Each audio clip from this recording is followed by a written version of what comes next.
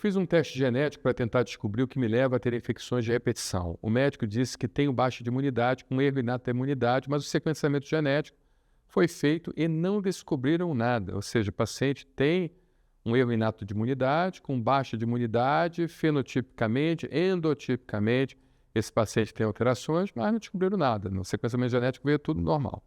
Já foi até para revisão e nada. Como saber disso? Importante essa pergunta, né? E assim a gente vai enriquecendo o canal e as informações, por assim dizer, na internet que são muito, muito pertinentes. Existem algumas possibilidades. Por exemplo, ou ainda não documentaram o gene, esse gene ainda não foi descoberto. Isso é uma possibilidade. Essa variante ainda não foi descoberta, como eu havia falado até anteriormente, né?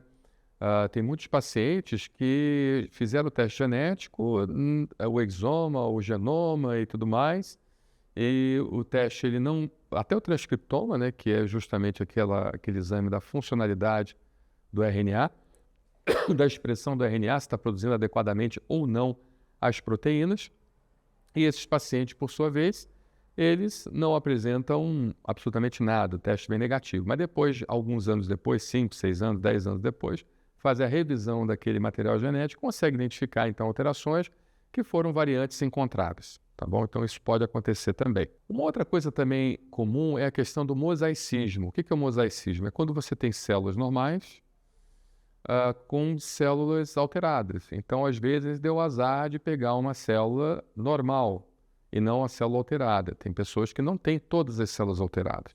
Não é comum a gente encontrar isso, mas existem casos de pacientes que têm parte normal e parte alterada e deu azar, então, de fazer o sequenciamento numa célula não alterada, numa célula normal. Outra situação também importante é a avaliação multiômica. O que significa avaliação multiômica? Então, por assim dizer, nós conversamos sempre muito do transcriptoma. O que é o transcriptoma? Transcriptoma, metaboloma, proteômica e até a própria epigenética. Então, eu vou explicar uma coisa, uma além da outra, uma atrás da outra, para que vocês possam entender, né? Transcriptoma é a capacidade que o RNA tem de transformar aquela informação do código genético em proteínas. Então, pode ser que o código genético seja perfeito, mas o RNA dentro da nossa célula não consegue transformar em proteínas e, consequentemente, não consegue produzir as proteínas adequadas, dando a doença. Tá? Então, isso é uma possibilidade, chamada transcriptoma. Metabolômica está relacionado ao metabolismo do corpo em relação ao material genético. Às vezes o metabolismo também não funciona adequadamente. A proteômica da mesma forma, ou seja, existem erros na produção de proteínas, né? E os mecanismos epigenéticos, quando há influência do material genético por ambientes externos. Então, pode ser que houve talvez uma influência de um mecanismo epigenético, evitando, por assim dizer, a expressão adequada daquele gene e, consequentemente, fazendo com que a doença se manifeste. Então, às vezes, o material genético está perfeito, mas você tem essas variantes, proteômica, metabolômica, epigenética, transcriptômica, né? O transcriptome é a produção da proteína em si, o RNA não consegue produzir adequadamente, e que o material genético está perfeito. Então, são situações que a gente precisa avaliar quando o material genético ele vem perfeito, mas o paciente apresenta a doença. Agora, o grande problema é que esses testes ainda não estão disponíveis, né?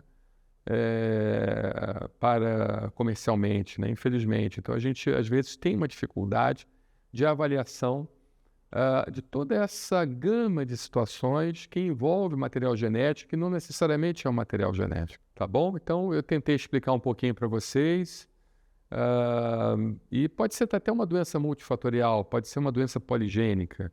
E que, lembrando que a grande maioria das investigações genéticas, elas não são feitas para doenças poligênicas, mas sim para doenças monogênicas, né? A gente sabe que 8% da população mundial tem algum tipo de doença monogênica, genética, de origem genética.